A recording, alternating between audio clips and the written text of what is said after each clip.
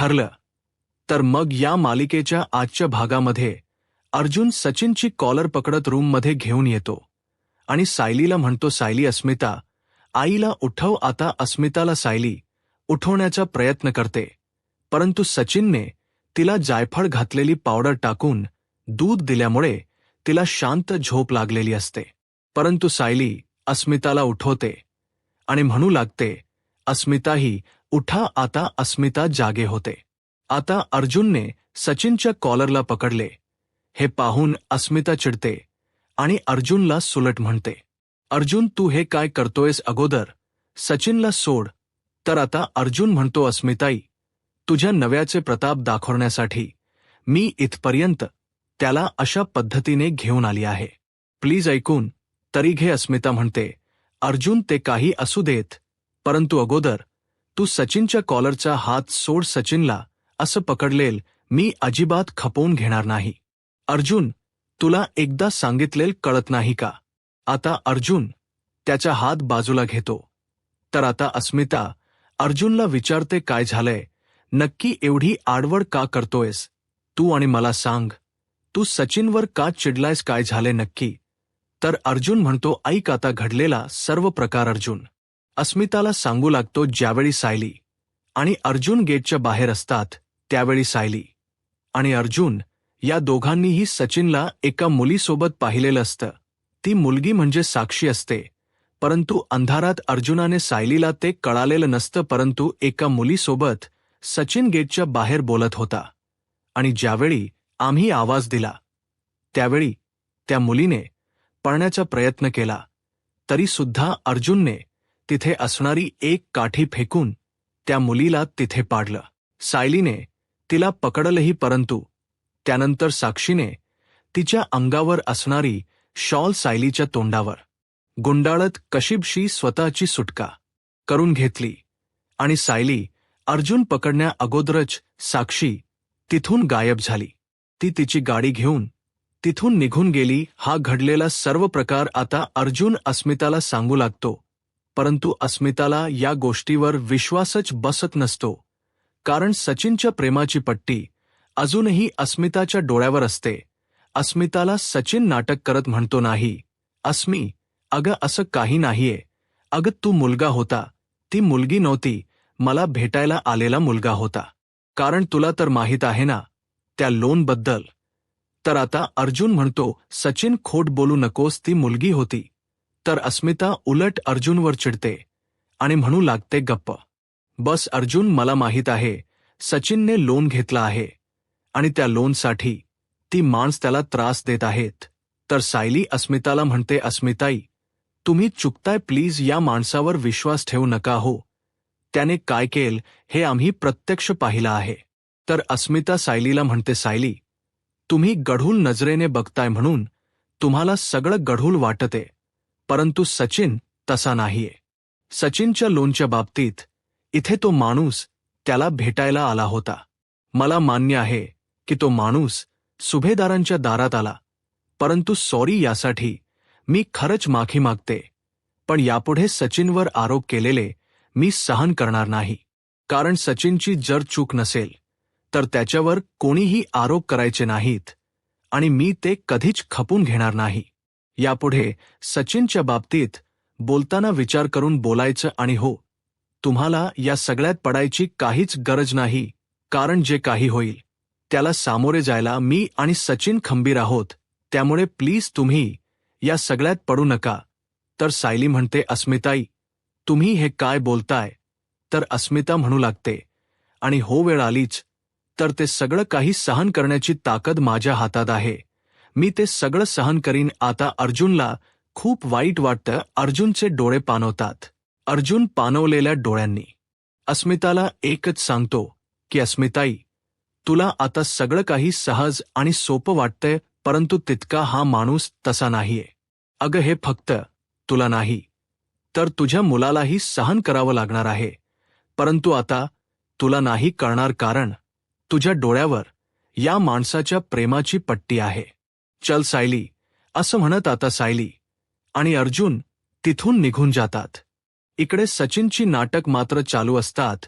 सचिन म्हणू लागतो, अस्मी तू आहेस ना माझ्यासोबत. आता अस्मिता सचिनच्या हातात घेते आणि त्याच्या खांद्यावर डोक ठेवते, कारण अजूनही अस्मिताचा सचिनवर विश्वास असतो.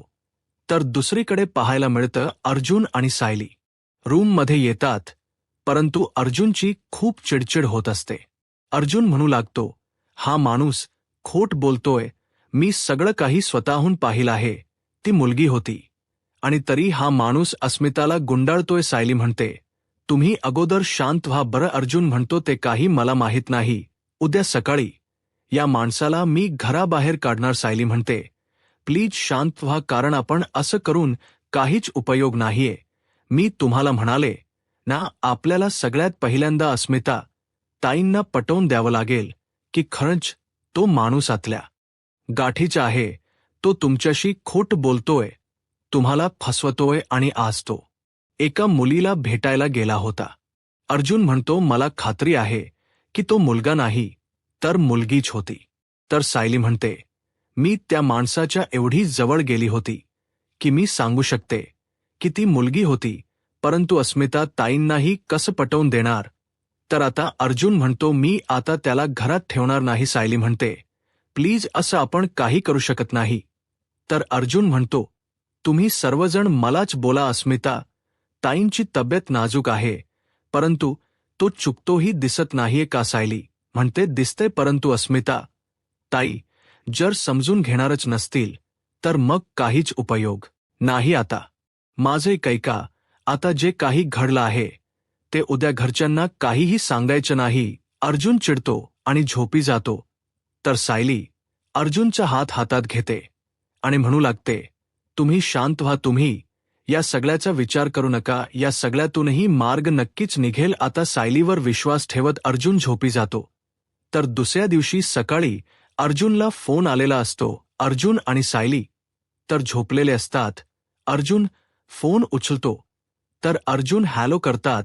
समोरून बोलतात, हॅलो सर, मी ऑफिसमधून शिर्के बोलतोय, हॅपी होली सर. तर अर्जुन म्हणतो, होळी आहे, मला माहीतच नव्हतं. असं म्हणत अर्जुन पुन्हा झोपी जातो आणि त्याचवेळी सायलीला जाग येते. सायली पाहते तर 7 वाजलेले असतात. सायली म्हणते, बापरे, मला एवढा उशीर झालाय, खाली जायला 7 वाजलेत, मला सगळं काम आवरायचं आहे. असं म्हणत सायली घाईने आपली काम आवरायला घेते. आता सायली घाईने ब्लँकेट घडी करत असते. तर अर्जुन विचारतो, काय झालंय, आज ब्लँकेट घडी करण्याची कॉम्पिटिशन वगैरे आहे का. तर सायली म्हणते, तुम्ही गप्प बसाव, तुम्हाला 10 वेळा सांगितलं की गजर लावा, ते तुम्हाला जमलं नाही. आणि हो, तुमच्यामुळे जागरण झालंय. तुम्हाला माहीत आहे ना, रात्री झोपायला उशीर झाला तर मला सकाळी जाग येत नाही, माझे डोळे उघडत नाही. पण तुम्हाला एवढंही माहीत नाही का.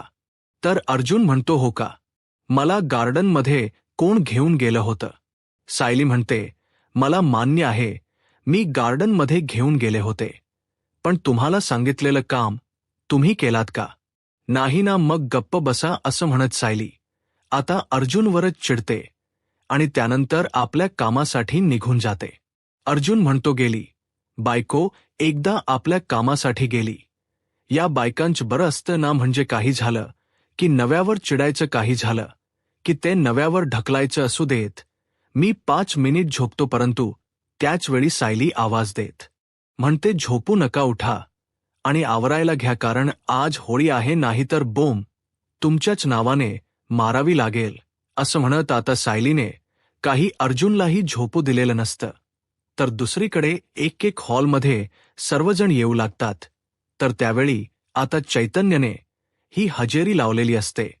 प्रतापराव चैतन्याला म्हणतात, चैतन्य तू आणि एवढ्या सकाळी. चैतन्य म्हणतो, मला जाग कशामुळे आली माहिती आहे का, मला पुरणपोळीचा वास आला. मग विचार केला, आपल्या घरात तर पुरणपोळी बनणारच नाहीये, मग कोणाच्या घरी बरं बनणार आहे. सुभेदारांच्या घरी.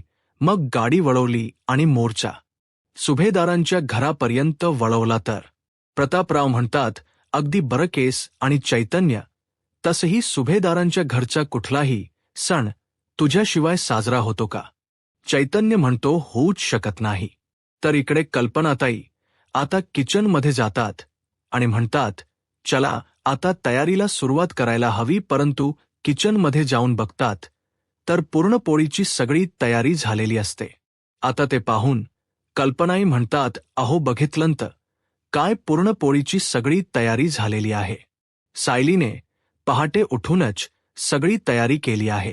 पूर्णाजी म्हणतात, सायली म्हणजे ना सण म्हटलं की तिला झोपच लागत नाही. पहाटे 4ला काही उठेल आणि सगळं काही पूर्ण करेल, परंतु सवन म्हटलं की तिला काही शांतता मिळत नसते. तिची धावपळ चालूच असते. आता एवढं सगळं करून ती आता तयार होण्यासाठी गेली असेल असं म्हणत आता सगळ्यांना वाटत असतं की हे सायलीनेच केलं असावं. तर आता प्रवीरा सर आणि प्रतिमा हत्या येताच प्रतिमा हत्या म्हणू लागतात, कल्पना किचनमध्ये काही मी मदत करू का? थांब, आपण सर्वांनी एकत्र मिळून स्वयंपाक बनवूयात. पूर्ण पोळ्या बनवायच्या आहेत ना? आज तर सुमन काकू म्हणतात, वहिनी. अगो मी प्रतिमा वहिनींना तेच विचारण्याचा प्रयत्न करते. तेच त्यांना सांगते की आम्ही मदत करतो, परंतु ते मदतीला नकारच देतायत. तर कल्पनात ताई म्हणतात, अगं सुमन, मदत करायची काहीच गरज नाही. बघ सायरीने सगळी तयारी करून ठेवली आहे. तर इकडे प्रतिमा, आता त्यांना चक्कर आल्यासारखी वाटते. त्यांचं डोकं गरगरायला लागतं म्हणून ते लगेच खुर्चीवर बसतात, पाणी पितात. पाणी पिण्यासाठी त्यांना पाणीही स्वतःला घेता येत नसतं, परंतु सगळ्यांपासून आपला आजारपण, आपल्याला होणाराला त्रास लपवत ते पाणी पितात आणि तोंडावर पदर पकडत म्हणतात, आजकाल असं का होते? गेले 2-4 दिवस मी 2 पावलं चालली तरी सुद्धा मला धाप का लागते? मला असं गरगरल्यासारखं का वाटते? परंतु प्रतिमा आत्या कोणाला काहीच सांगत नाहीत. तर आता या सगळ्यांच्या गप्पा चालू असतात आणि त्याचवेळी त्या ठिकाणी सायली, अर्जुन येतात. सायली येताच कल्पना ताईंना म्हणते, आई माफ करा, मला आज उठायला उशीर झाला. तर पूर्णाजी म्हणतात, म्हणजे आज तू उशिरा उठलीस? सायली म्हणते, हो सॉरी. तर पूर्णाजी म्हणतात, अगं त्यासाठी नाही, पण मग मला सांग की हे सगळं काही पुरणपोळ्यांची तयारी वगैरे कोणी करून ठेवली आहे? तर रविराज सर म्हणतात, हो ना, बाहेर तर सडा रांगोळी ही झाली आहे. तर सायली म्हणते, नाही, मला तर काहीच माहीत नाही, कारण यातलं मी काहीच केलं नाहीये. तर आता सर्वजण विचार करू लागतात. सायली म्हणते, कदाचित विमल ताईनीच केलं असावं. परंतु त्याचवेळी विमल ताई त्या ठिकाणी येतात आणि सायलीला म्हणतात, सायली ताई, मागच्या 2 खोल्यांची साफसफाई झाली आहे, आपण पुरणपोळ्यांच पुरण बनवायला घेऊयात का? तर आता अर्जुन म्हणतो, म्हणजे विमल, तू सुद्धा हे बनवलेलं नाहीयस? तर प्रतापराव म्हणतात, कमाल आहे, सायलीने बनवलं नाहीये, सुमनने बनवलं नाहीये, किंवा प्रतिमाने नाही, कल्पना किंवा विमलनेही नाही. मग घरातला स्वयंपाक या सगळ्याची तयारी केली तरी कोणी? आणि बाहेर चढ रांगोळी ही झाली आहे, मग हे सगळं कोणी केलं असावं? तर त्याचवेळी त्या ठिकाणी अश्विन येतो आणि विचारतो, तन्वी तुम्हाला कुठे दिसतीये का? कारण मी सकाळी उठलो तेव्हापासून तन्वी रूममध्येच नाहीये. कुठे गेली कोणाला माहीत आहे का? परंतु कोणी काहीच बोलत. तर त्याचवेळी प्रिया देवपूजेच ताट घेऊन दरवाजासमोर उभी असते आणि अश्विनला आवाज देत म्हणते, अश्विन, अरे मी इथे आहे. अश्विन म्हणतो, तन्वी अग तू कुठे गेली होतीस? तर प्रिया म्हणते, काही नाही रे, तुळशीची पूजा करण्यासाठी गेले होते. आता हे ऐकताच सर्वांचेच डोळे थक्क होतात. सर्वजण आश्चर्याने प्रियाकडे पाहतात. तर प्रिया म्हणते, अश्विन, अरे देवपूजा करत होते आणि तू कशाला आवाज देतोयस एवढा? आणि सायली, अगं एक दिवस तुला उठायला उशीर झाला म्हणून काहीच हरकत नाही. अगं पुरणपोळीची सगळी तयारी करून ठेवली आहे आणि बाहेर सडा रांगोळी सुद्धा झाली आहे. आता हे ऐकताच कल्पनात ताई म्हणतात, आज मला तरी वाटते की सूर्य पश्चिमेला उगवला आहे. परंतु त्याचवेळी आता अश्विन म्हणू लागतो, नाही मम्मा, सूर्य पूर्वेकडेच उगवला आहे, कारण नेहमी तन्वी तुम्हा सगळ्यांसाठी काही ना काही करण्याचा प्रयत्न करते, परंतु तुम्ही सर्वजण तिच्याकडे दुर्लक्ष करता किंवा तुम्हाला ते दिसत नाही. त्याला आम्ही तरी काय करणार? परंतु एक सांगतो, तिचे कौतुक करायचं नसेल ना तर नका करू, पण तिची थट्टा तरी करू नका, परंतु कोणी काहीच बोलत नाहीत, कारण कल्पनाताई किंवा घरातील सर्वांनाच प्रियाचे खरे रंग माहीत असतात. त्यामुळे सर्वच जण गप्प असतात. आता प्रिया नाटक करत अश्विनला म्हणते, अश्विन, अरे असू देत ना, आपल्या माणसांचा राग नास धरायचा. आणि तसंही मी खरंच खूप मोठ्या चुका केल्या आहेत. त्यामुळे आपल्या माणसांचा राग घालवायला आणि त्यांचं प्रेम मिळवायला थोडा वेळ लागणारच ना.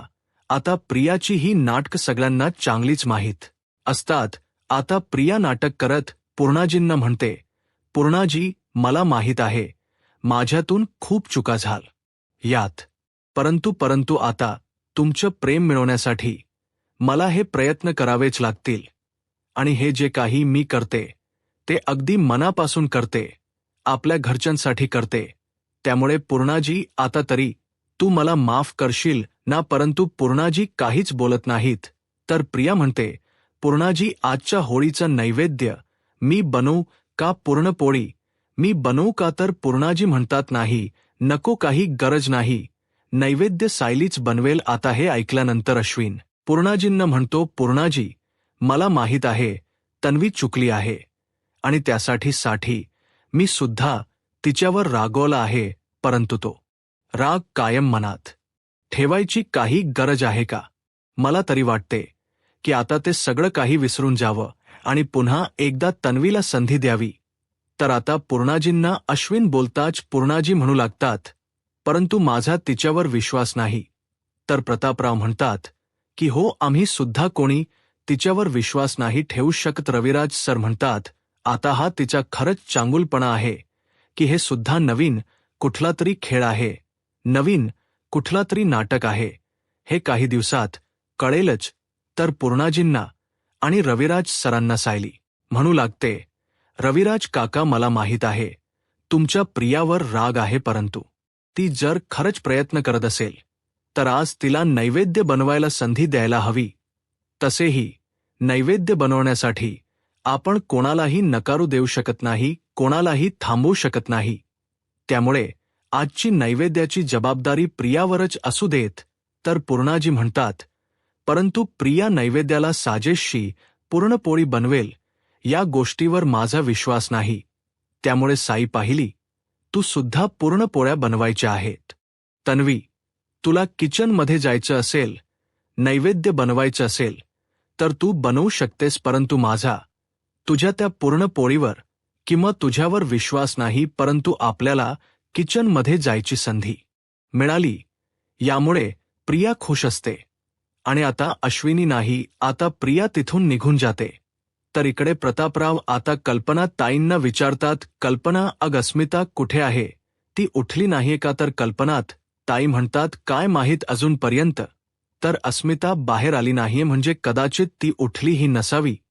तर प्रतापराव म्हणतात, अग आज सण आहे, उशिरा उठून कसं चालेल, जा तू तिला उठव. कल्पनात ताई म्हणतात, नाही, नको. प्रतापराव म्हणतात, काय झालंय? तर कल्पना ताई म्हणतात, तुम्हाला माहीत आहे ना, आजकाल तो तिच्या रूममध्ये असतो आणि म्हणून तर मला त्या रूममध्ये जावंसही वाटत नाही. प्रतापराव म्हणतात, बरं ठीक आहे, मी येतो, चल. असं म्हणत प्रतापराव आणि कल्पनाताई अस्मिताच्या रूमच्या दिशेने येत असतात.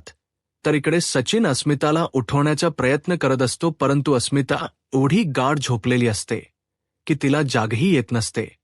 तर आता कल्पनाताई येतात आणि विचारतात, काय झाले अस्मिताला? तर सचिन म्हणू लागतो, मम्मा, मला तर काहीच कळत नाहीये. अस्मिता उठतच नाहीये. आता मात्र कल्पनाताईंना धक्काच बसतो. कल्पनाताई म्हणतात, अस्मिता, बाळा उठ. परंतु अस्मिताला काही जाग येत नसते. कल्पनाताई म्हणतात, अस्मिता, अग आज होळी आहे, उठ ना. तर अस्मिता म्हणते, मम्मा, अग झोपू देत ना ग. अग मी झोपले, परंतु आता तर मला असं वाटते की मी झोपलेच नाहीये, माझी झोपच पूर्ण झाली नाहीये. प्रतापराव म्हणतात, अस्मिता, अगं तुझी औषध बदलली आहेत का डॉक्टरने? अस्मिता म्हणते, नाही बाबा, माझी औषधही बदलली नाहीयेत किंवा डॅड, मी कुठली औषध रात्री घेतही नाही. तर प्रतापराव म्हणतात, मग? तर अस्मिता म्हणते, मी फक्त रात्री सचिनने दिलं ते दूध प्याले आणि झोपली आहे. आता कल्पनाताई आणि प्रतापराव या दोघांनाही धक्का बसतो.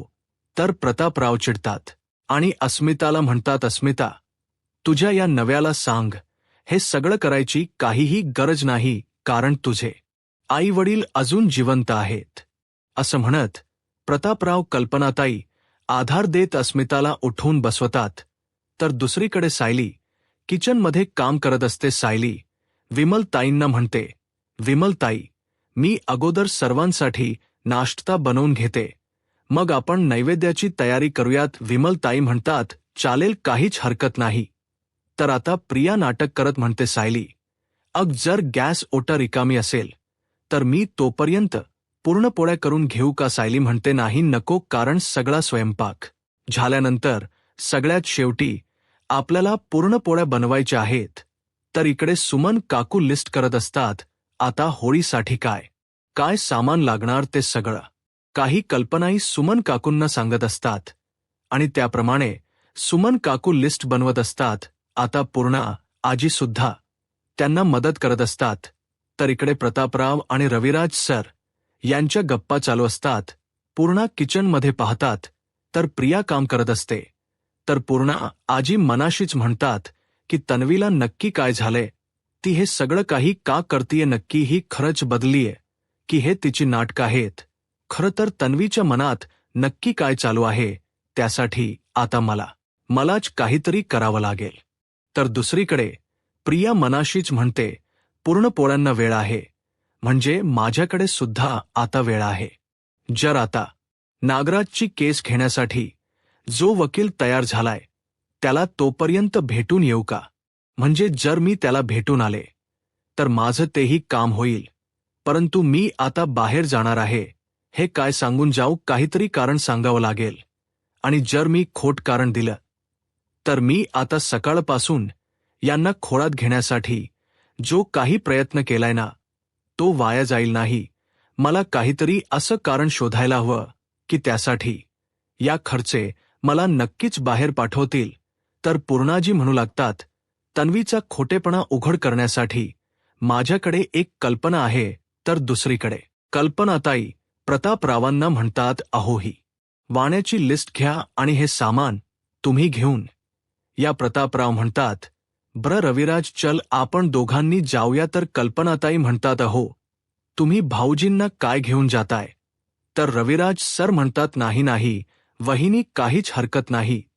तसही कित्येक दिवसानंतर बाजारात जायची संधी मिळते आणि ती का सोडावी?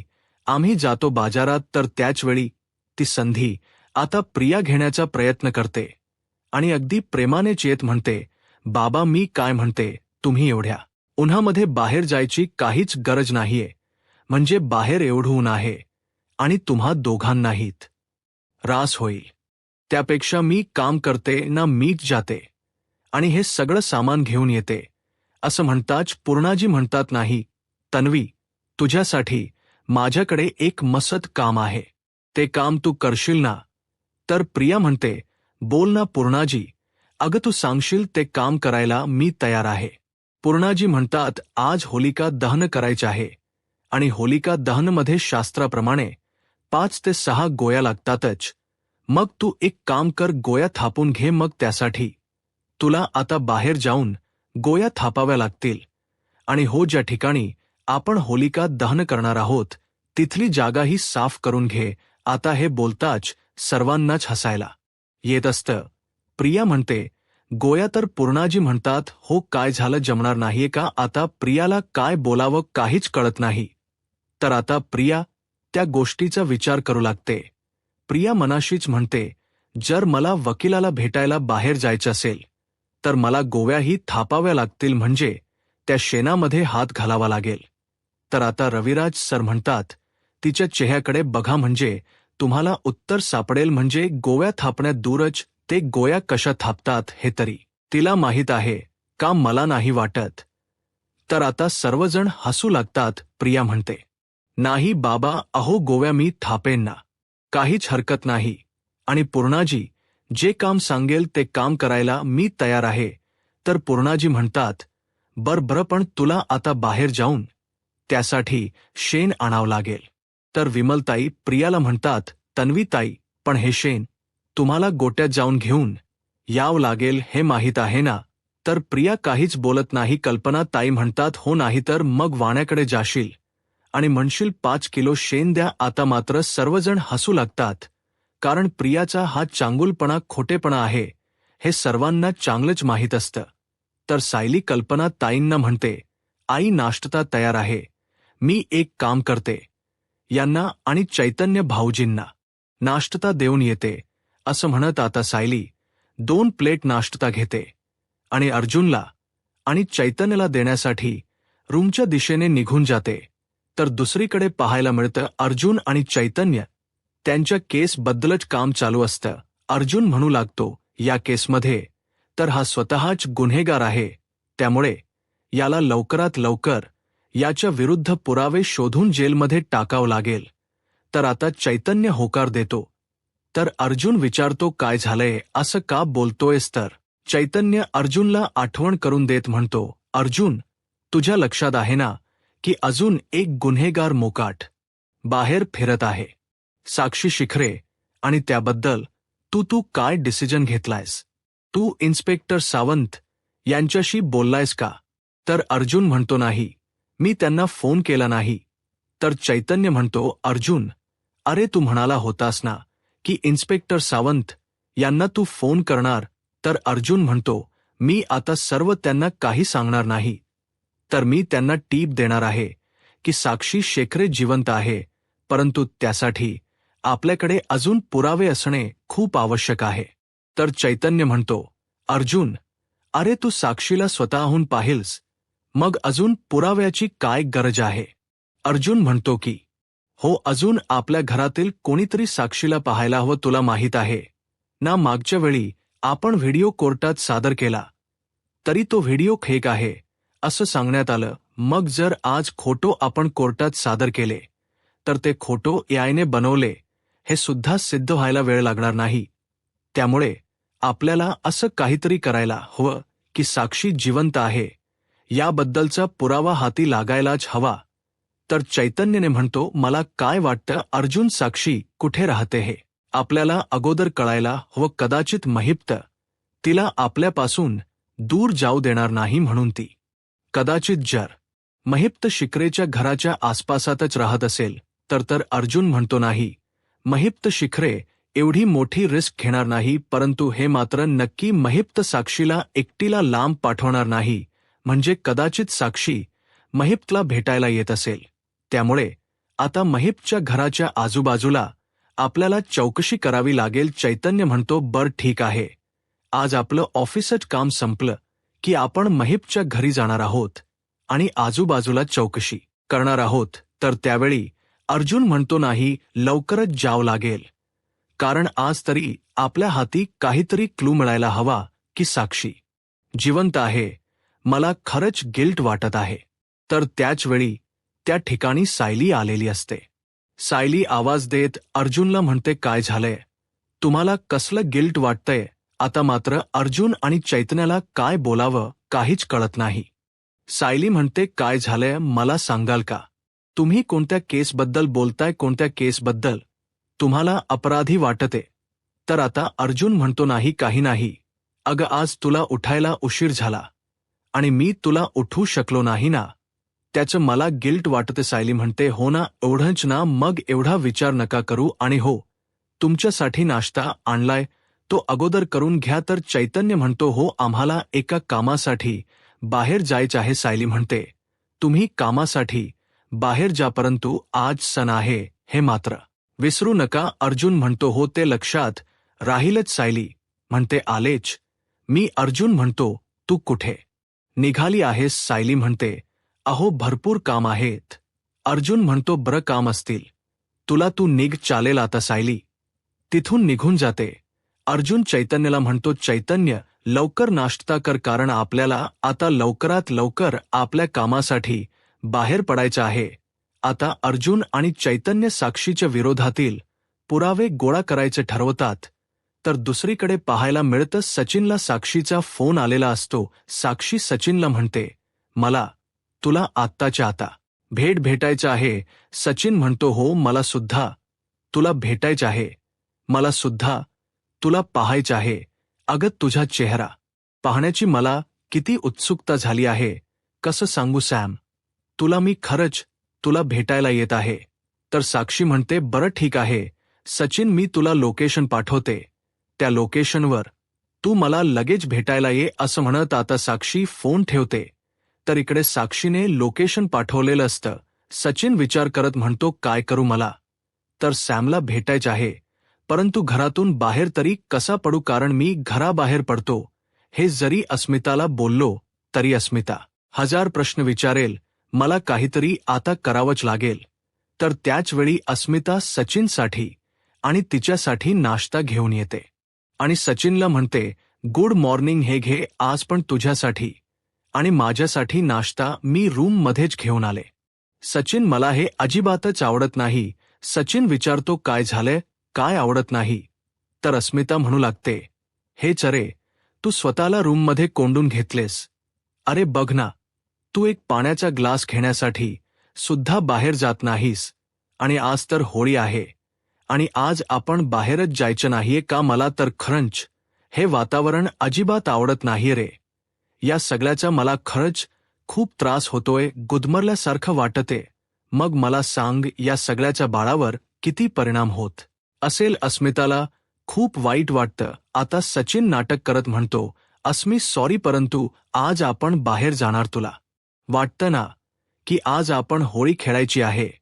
मग आता मी होळी खेळायला येणार, मग घरच्यांनी मला कितीही बोलू देत ते सगळं मी सहन करेन, परंतु मी तुला होळीसाठी घेऊन जाणार, कारण माझ्यासाठी तुझा आनंद महत्वाचा आहे. अस्मिता म्हणते, खरंच. सचिन म्हणतो, हो. अस्मिता म्हणते, खरंच सचिन, तू किती बदलला आहेस, परंतु घरच्यांचा तुझ्यावर विश्वासच नाहीये. सचिन म्हणतो, नाही, मी तसाच आहे. अस्मिता म्हणते, म्हणजे. तर सचिन म्हणतो, मी तसाच मूर्खा सचिन आहे. अगं बघ ना, आज काय आहे, होळी आहे. मग माझ्या बायकोसाठी मी एक साधा ड्रेसही आणू शकलो नाही. मी माझ्या बायकोसाठी ड्रेस घेऊन येणार आणि तो ड्रेस घालूनच माझी बायको आज पूजा करणार आहे. अस्मी म्हणते, नाही, अरे त्याची काहीच गरज नाहीये. सचिन म्हणतो, नाही, मी घेऊन येणार. अस्मिता म्हणते, बरं ठीक आहे, तू अगोदर नाश्ता करून घे. आता सचिन खुश होतो, कारण त्याच्या मनासारखं होत असतं. आता सचिन पुन्हा एकदा नाटक करतो आणि अस्मिताच्या समोर जात म्हणतो, सॉरी अस्मी. अस्मिता म्हणते, काय झालं सचिन म्हणतो, मी तुला म्हणालो की मी तुझ्यासाठी ड्रेस घेऊन येतो, परंतु अस्मी, तुला तर माहीत आहे ना माझी परिस्थिती, माझ्याकडे पैसे. अस्मिता म्हणते, एक मिनिट असं म्हणत अस्मिता तिचं कार्ड घेऊन येते आणि सचिनला म्हणते, हे घे. सचिन म्हणतो, नाही नको. अस्मिता म्हणते, घे म्हणाले ना, मग घ्यायचं. आणि सचिन, माझ्याकडून पैसे घेतल्याच गिल्ट अजिबात वाटून घ्यायचं नाही, कारण माझं जे आहे ते सगळं काही तुझं आहे. सचिन खुश होतो, अस्मिताला मिठी मारतो आणि अस्मिताला म्हणतो, हे बघ ब्युटीफुल बायको, मी असता गेलो आणि असालो असं म्हणत सचिन घराबाहेर पडतो. अस्मितालाही सचिनच वागणं खरं वाटत असतं. तर दुसरीकडे सायली किचनमध्ये काम करत असते. तर कल्पनाताई, प्रतिमा, त्या सर्वजण तिथे असतात. कल्पनाताई म्हणू लागतात, बघितलंत का, कधी नव्हे तर यांना मार्केटमध्ये पाठवले, परंतु अजूनपर्यंत घरी आले नाहीयेत. तर सुमन काकू म्हणतात, काळजी करू नका वहिनी, भाऊजी कधीतरीच मार्केटला जातात, परंतु अगदी बरोबर सगळं काही घेऊन येतात. तर त्याचवेळी प्रतापराव आणि रविराज सर दोघेही मार्केटमधून आलेले असतात. ते म्हणू लागतात, मी सगळं काही सामान आणलं आहे, तुम्ही बघून घ्या. प्रतिमा, आत्या म्हणतात, बरं मी बघून घेते. असं म्हणत प्रतिमा, आत्या आता सामान बघायला घेतात, परंतु उभं राहताच प्रतिमा आत्यांना गरगरल्यासारखं वाटतं आणि म्हणून त्या तिथेच बसतात. आता सर्वजण घाबरतात. सायली प्रतिमा आत्यांना पाणी देते. तर रविराज सर विचारतात, काय झाले प्रतिमा. तर प्रतिमा आत्या म्हणतात, काही नाही, परंतु हल्ली मला जोरात थकवा जाणवत असतो. तर प्रतापराव म्हणतात, परंतु काय झालंय प्रतिमा, तुला जास्त त्रास होतोय का. प्रतिमा आत्या म्हणतात, नाही, मला जास्त त्रास होत नाहीये, म्हणजे एवढं काळजी करण्यासारखं काहीच नाहीये. रविराज सर म्हणतात, अश्विन म्हणाला होता की ब्लड टेस्ट करून घेऊया, पण मीच म्हणालो की होळीनंतर करूया, पण नाही आता करावीच लागेल. आता प्रतापराव अश्विनला बोलावून म्हणतात. अश्विन चेक करतो आणि म्हणू लागतो, सिरियस असं काही नाहीये, परंतु आपल्याला ब्लड टेस्ट करावी लागेल. आपण उद्या ब्लड टेस्ट करू. रविराज सर म्हणतात, उद्या कशाला, आजच करूयात ना. तर अश्विन म्हणतो, बरं ठीक आहे, मी लॅबमधून सॅम्पल घेण्यासाठी माणसाला पाठवून देतो. तर प्रतिमा म्हणतात, नाही अश्विन, अरे त्याची आता काहीच गरज नाहीये. अरे आज होळी आहे आणि सणा दिवशी कशाला उगाच ब्लड टेस्ट वगैरे. आपण एक काम करूया, उद्याच करू, आता एवढं अर्जंट काहीच नाहीये. रविराज सर म्हणतात, प्रतिमा पण बघा, तुला बरं वाटतं ना, आज तू धावपळ करू नकोस. प्रतिमा आत्या म्हणतात, हो मी धावपळ नाही करत. तर आता सर्वांनाच प्रतिमात्यांची काळजी वाटत असते.